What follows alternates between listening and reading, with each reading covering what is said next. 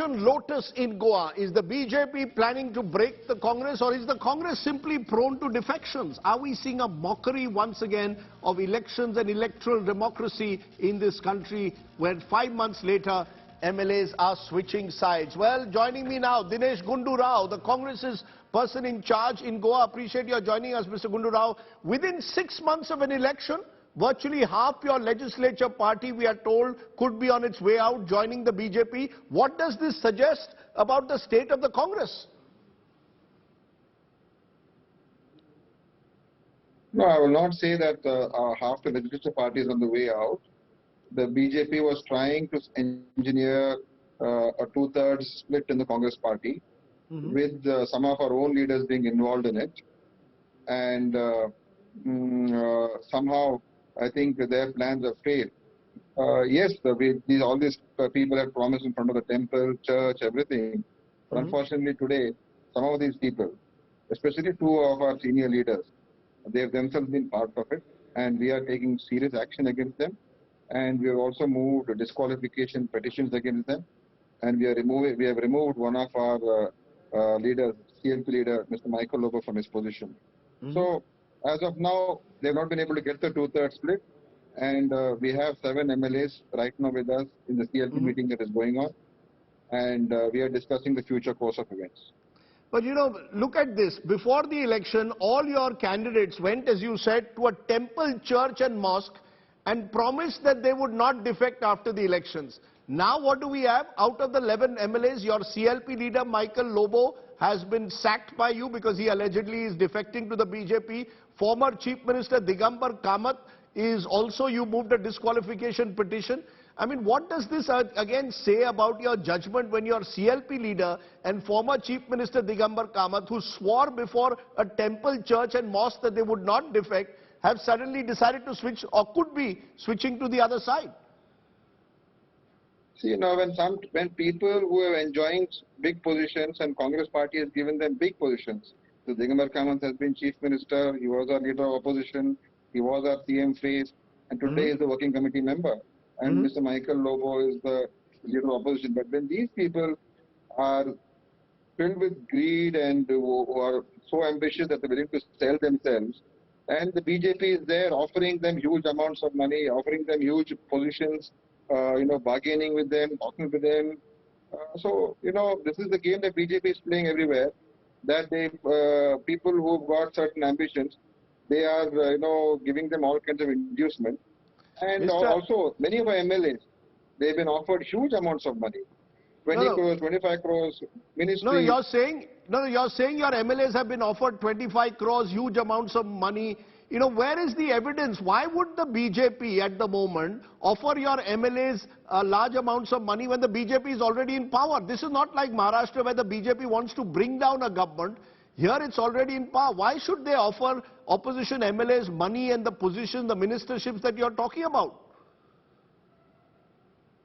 You should understand, you should ask the BJP that, because our people have been offered monies.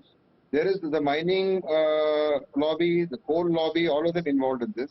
They have been approaching our MLAs and saying switch over to BJP. And, you know, why is BJP doing this? It just to show that they do not want an opposition, not only in Goa but across the country. They want to silence all the opposition parties. They want to finish and decimate the opposition party, especially the Congress. Because they believe if we finish the Congress party, there is nobody to challenge them across the country. And it will be an authoritarian one-party rule. So this is a big game that is being played out, Rajdeep. No, you're saying there are big games being played out with big money, but please tell me why is the Congress in particular so vulnerable? What is it about the Congress in particular that makes it so vulnerable to these inducements, whether in your home state of Karnataka or in the state where you are now in Goa?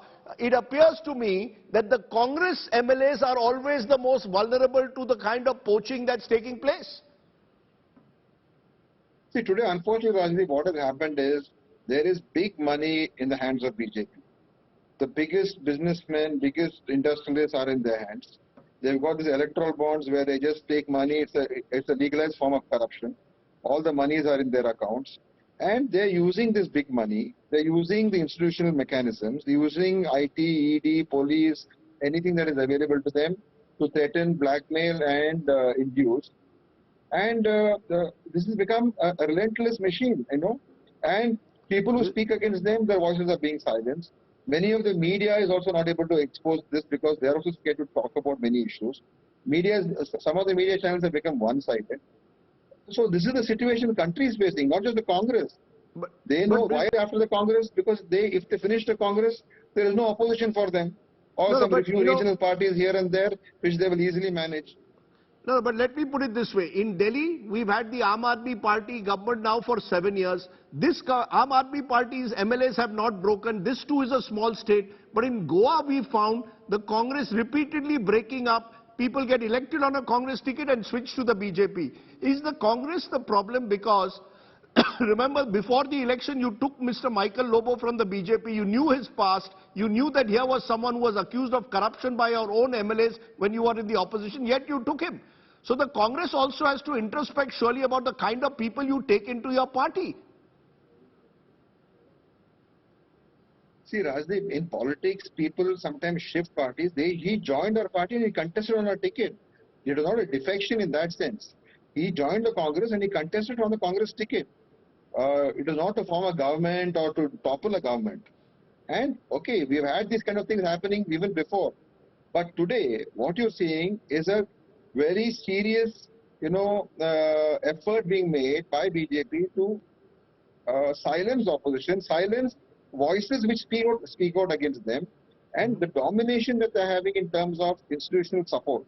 The kind of monies that they're spending is incredible, and today we have to fight. Okay, and I agree with you that yes, Congress is being split, they're being induced, all this is happening, but ultimately, what is the aim of this? The aim is no opposition. The aim is it should be a one-party rule, authoritarian rule. So we have to fight, and today in Goa we are fighting. Today they try to get a two-thirds split, they failed. And today also, let me tell you, this has been done by the national BJP. Even the local Goa BJP was not too keen on this. It is the national BJP, national leaders of the BJP, which have been behind this. And they are the ones who are masterminding this whole thing. So There will be this is the state of affairs that the country is facing, not just Goa, not just Congress. This is what the country is facing. But forget the BJP for a moment. What about the Congress? There will be those, sir, who will ask the question that the problem with the Congress is because at the moment the Congress is seen as leaderless. The Congress is seen as a party without a hope and a prayer of coming to power in the near future. And that's why MLAs who are opportunists, especially in states like Goa, tend to switch sides. Isn't it time for some introspection surely in the Congress and the way the Congress functions? See, I'm not saying there's everything right in the Congress. Yes, we have to do a lot of things. We have to improve ourselves. We have to see that, we can reconnect with people, and we are in the process of doing that. The efforts are being made.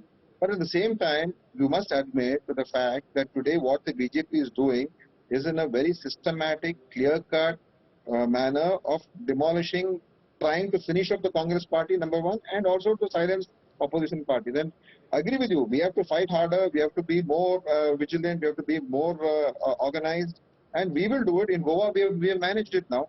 We have thwarted this effort to split the party.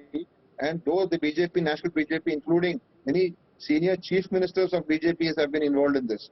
Even the Assam chief minister is involved in this operation. But we have our people. I'm proud of them. Our MLAs have not been, apart from these big leaders who have succumbed. Many of our MLAs, first-time MLAs, have not succumbed to this. And I'm thankful to my MLAs for having, not yielded to the pressure that has been put by the BJP. Let me leave it there, Mr. Dinesh Gundu Rao. You are claiming that there is huge money power at work in Goa, but it's not the first time that we've seen MLAs switch sides in that state. Thanks very much for joining me there from Panjim.